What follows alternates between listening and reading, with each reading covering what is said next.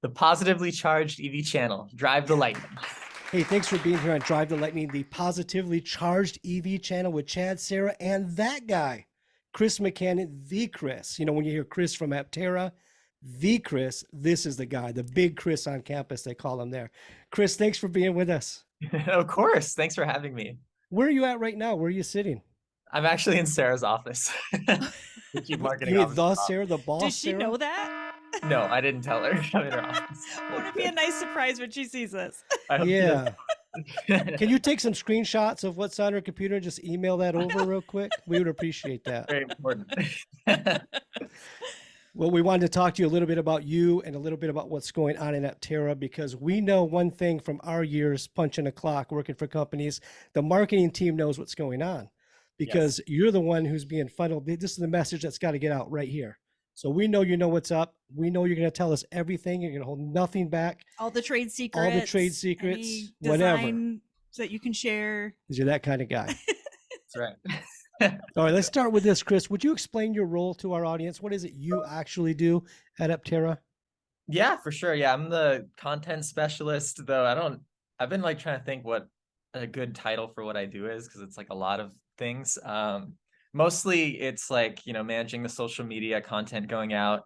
I help film a lot of the social media content. We also have like a videographer and a team that does some of our more high quality videos. But for example, like the Gamma Ride video was like totally filmed, edited, posted, written by me. Like that was all me. So some other videos like the brake testing video, like I did entirely myself. And like the solar video, I like helped film a lot of. So it's a lot of fun. That's kind of like my passion, outside of work too, is filming and editing. I've been like a YouTuber and like social media person my whole life, I guess. I think I started a YouTube channel when I was like 12, doing like Club Penguin videos.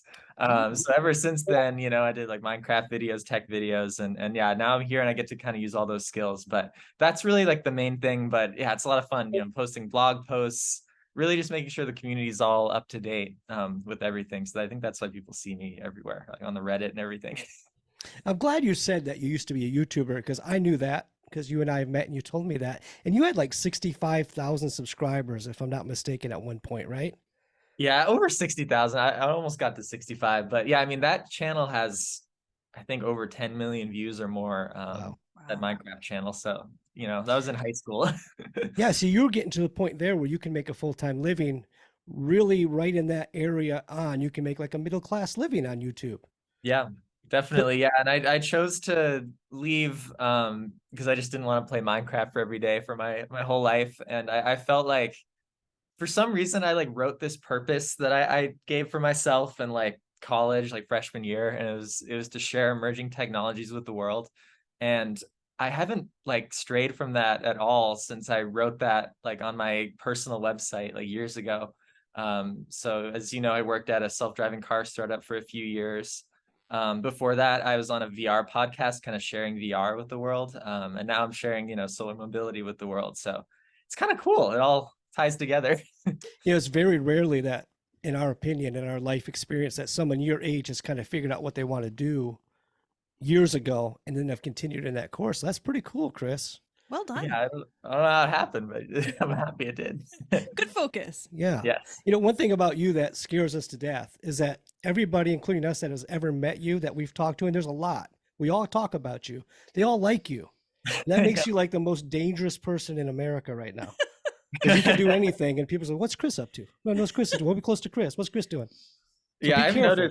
I've noticed that in previous companies as well, as generally I can give a very honest take on what's going on at the company, and I'm a very real marketing person. It's not really marketing, it's just like how I genuinely feel, and I like to make real content and my real thoughts. So it's never really filtered or like a corporate message. It's just like kind of what I believe. So that's been nice here too. Like I just tweet things that I just come up with like 10 minutes before and I post it, and like it's kind of like me and Quincy's voice collectively is like the Aptera brand. Quincy's been a great mentor too, for me here. But like kind of us together have really just made that brand what it is. It literally started as nothing in 2019. Like there's zero pre-orders or anything, And Sarah, of course, bootstrapped it from nothing, then hired Quincy, and then eventually Quincy hired me. But it's kind of like us three collectively now that are, making the whole message and like telling the whole Aptera story, which is super cool. You're doing a great job, and we Yes. really, really appreciate it. And it's a great story. It is. And it leads into our next question, which was, how did you end up at Aptera? Because you and I talked about the self-driving startup you worked for, which is pretty amazing technology from what you explained to me. I can't wait to see that further along too. But how did you go from that and then end up at Aptera? How did Quincy find you? Yeah, it's so funny. I was looking for a new job. I wanted to kind of do something else, mix it up. And I was just on LinkedIn and I saw like an easy apply for a like social media manager role. And I was like, that's very different than what I do now. Because at my old company, I did social media, but I also was the head of production. And like head of support. So I was doing a lot more kind of logistical things and systems things, which is fine. But I think my real passion is in like the content, making public facing things. So I was just like, what if I apply and just see what happens? Then yeah, Quincy and I got on a call and I think we just like felt like two peas in a pod immediately. I was so nervous because sometimes at Aptera, like things could take a little bit. So like it was like a week between that and like when I got an interview with Sarah and I was like, oh, I probably didn't get the job. And then like after that, it was like a week or something. And I was like, oh my gosh, did I get the job? And then they're like, hey, you're actually really great. So we're making a new title for you, which is content specialist. And here's your offer letter. And I was like, oh my God, no way. So. Well, that's great. Great story. Yes. Congratulations. Yeah. It's kind of funny because other people knew about Aptera for a long time. Like, other members here or other employees here have been really early reservation holders in old Aptera and things like that. But I just randomly found it. And I think it's the coolest thing. I can't believe it's in San Diego of all places, which is just where I happen to be. Yeah. It's great. Kismet. So at Aptera, you have two CEOs, you have co-CEOs, and from the outside, it seems like they're very different personalities. Are there challenges working with two different CEOs? Is it really fun? And who do you like best? No, just kidding. Don't answer that last one. It's very unique, and it's not something you traditionally see at any company really. I mean, there's very few. I think maybe Waymo has co-CEOs, but other than that, I haven't really heard of any in my life. But it's neat that their strengths have been, kind of playing to each other.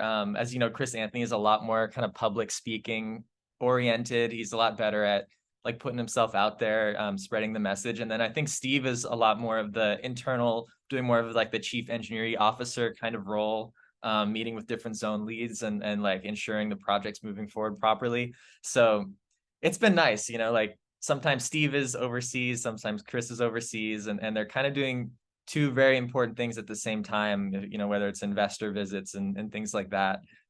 It's been neat, that they can divvy that out. I think otherwise there'd be way too much to do for one person at a company like this. There's so much going on. When we were kids, this happened to me a lot. I'd ask Dad, can I go to the park? And he'd say, go ask your mom. And I'd go ask Mom, and she'd say, go ask your dad. Do you ever get that with Steve and Chris? Not really. They have a pretty defined kind of leadership on certain things. So it's very clear, like if it's something more engineering related, you kind of go to Steve directly. If it's kind of like the message and things, you'd go to Chris. I think they do overlap, but the nice thing is they have meetings a lot together, and the whole management team meets once a week to talk about everything going on at the company. So everyone has a pretty good alignment on what's happening. Okay. Excellent. That's a very corporate answer, Chris.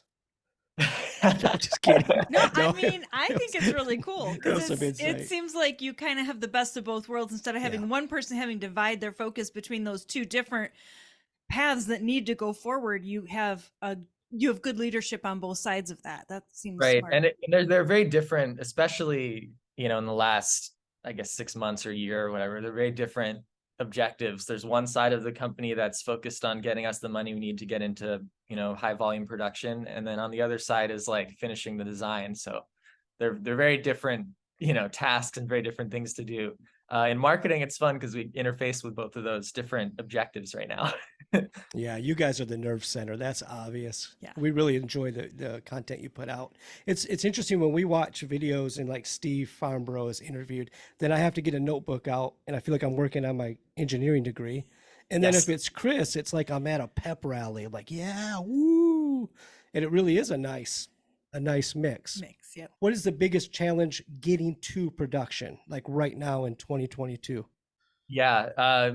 I mean, clearly we've updated the dashboard. We're extremely transparent that production is kind of gated right now on meeting our funding objectives. That being said, our funding objectives are very reasonable compared to any other EV startup. You see, EV startups like Rivian, like $7 billion to get into production, and still they're struggling. Aptera really only needs 50 million left all at once to get to production. That's to begin production. And obviously, once we do, like, money is going to be really easy to come by. But that's such a reasonable ask for a lot of these institutional investors, I think. So there's a lot of good meetings happening behind the scenes right now that we're really excited about. I'm very optimistic right now. Yeah, that we're in a good spot. And in 2023 is going to be really cool.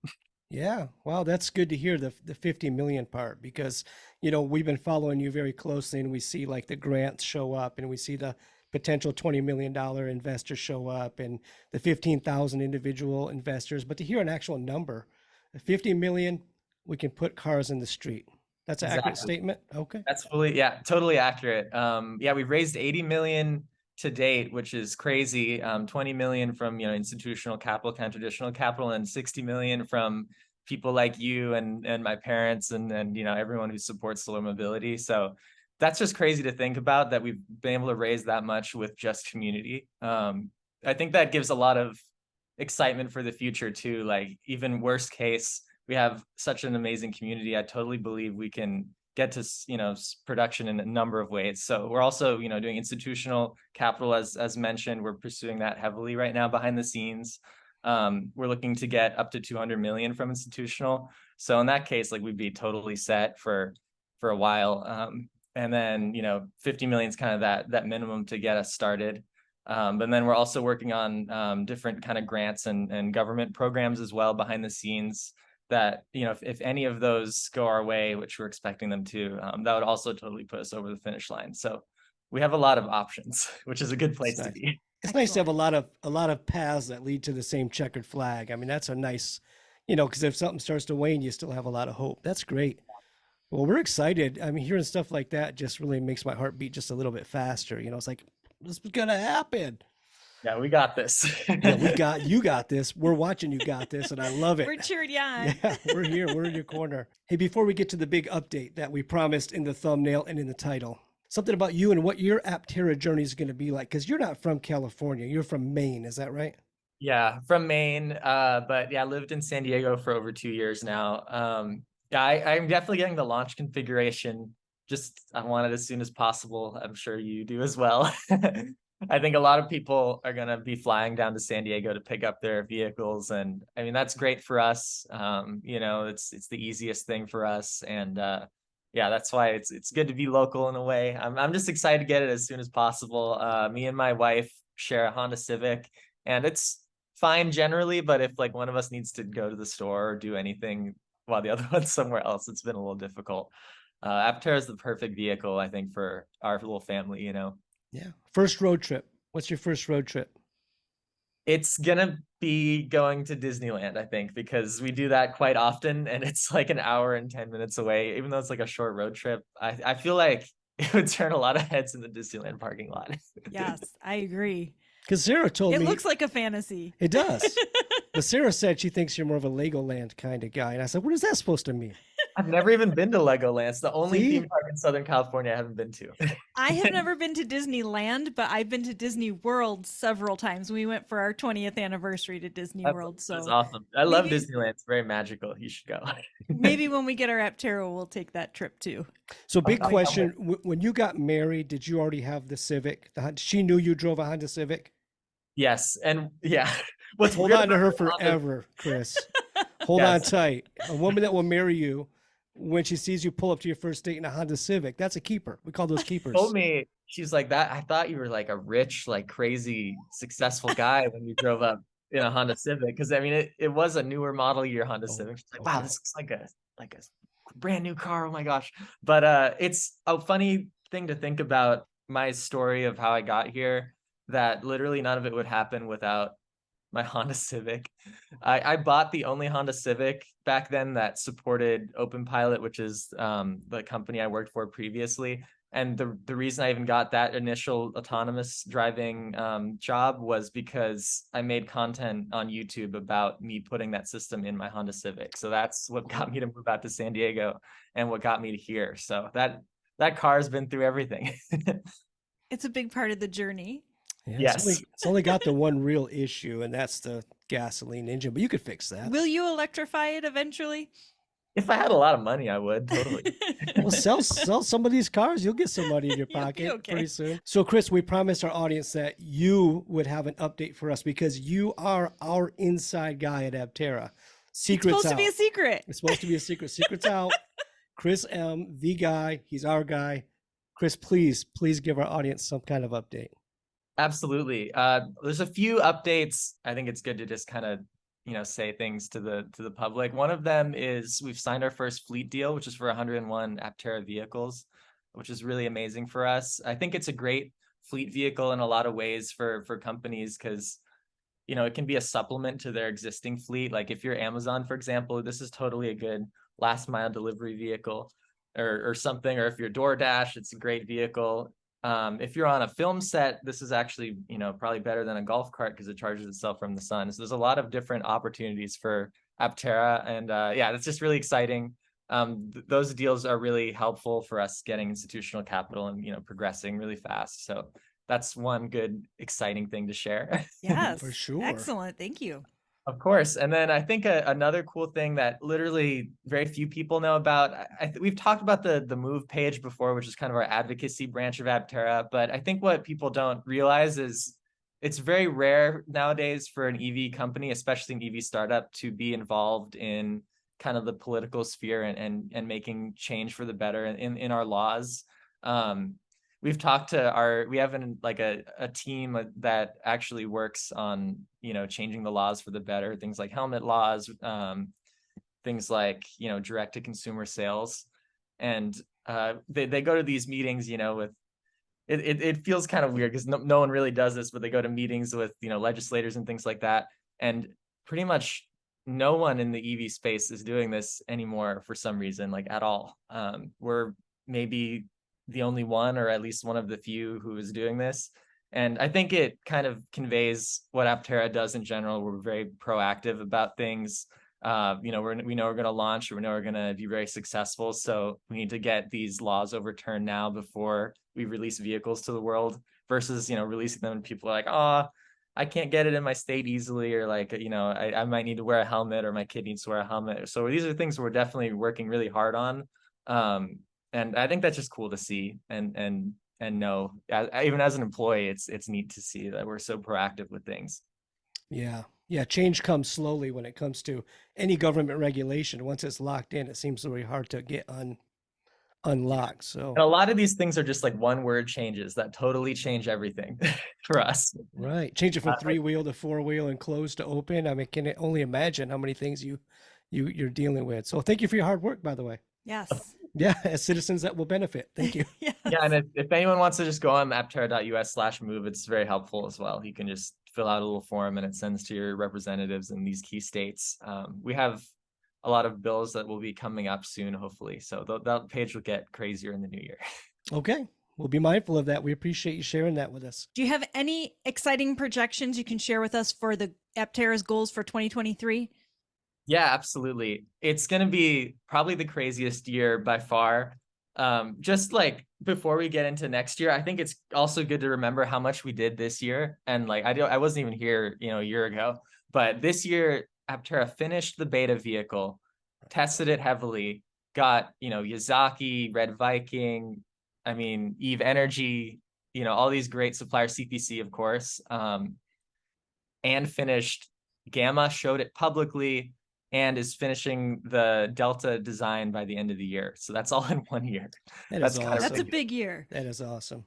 And we've done it at like a tenth the cost of what any other, EV startup has been able to move that fast through these stages. So that's super cool. But next year is kind of the exciting year, especially for me in marketing, because it's like the year of crash testing, validation, real world testing, full Delta builds, and hopefully the year of delivering vehicles too. As long as we meet our funding objectives here in the timeline we're hoping we will, that's kind of the year that everything falls into place. So I can't wait to like film crash tests and all this validation and publish data on our solar and our watt hours per mile and our range and all this really exciting stuff. That's all going to be able to happen next year. So that's super exciting. That's amazing, Chris. Nice. Lots to look forward to. I know that's what everyone wants to see. I want to see it too. We have a lot of internal testing, but none of it is really fully representative of what people are getting. So, with Delta, it's finally fully representative of what people are getting, and we'll be able to share in a lot more detail, I think, a lot of these things that we've been testing for over a year or so. Well, thank you, Chris. We're geeked. We can't wait. We're excited about it. I know everyone in our audience is excited about it. I mean, we get comments all day long, about Aptera and emails. So thank you for filling us in. We look forward to seeing you again. I hope this isn't the last time that the three of us do this, Chris. Yeah, of course. Let's do it. Okay, good. We'll do it more. There's something I want that. You keep holding that up. Yeah, how can we get that? I'll send you my address. You know what to do. Yes. Thank you so very much. And thank you to the members of the channel. You're the ones that keep the wheels churning on the Drive the Lightning. What do we call ourselves? The Positively Charged EV channel. I want Chris to say it. The Positively Charged EV channel. Drive the Lightning. We appreciate your positivity at Aptera, and I think positivity is what has brought Aptera to literally a full concept to near production. So keep it up. Oh, thank you. And you keep it up too. Yeah. And we appreciate what you're doing. And we love talking to you. All the Aptera people that are working hard, actually, in the trenches making the car, they're doing what they need to do for the company. And you're doing what you need to do for the company. And we really appreciate what you do. And Quincy, she's awesome. Yep. And Sarah's pretty awesome. You got a good team. I mean, you got a really good team. Who on your team do you not like? No, nobody. I mean, okay, just checking. That was my only gotcha question. Bam.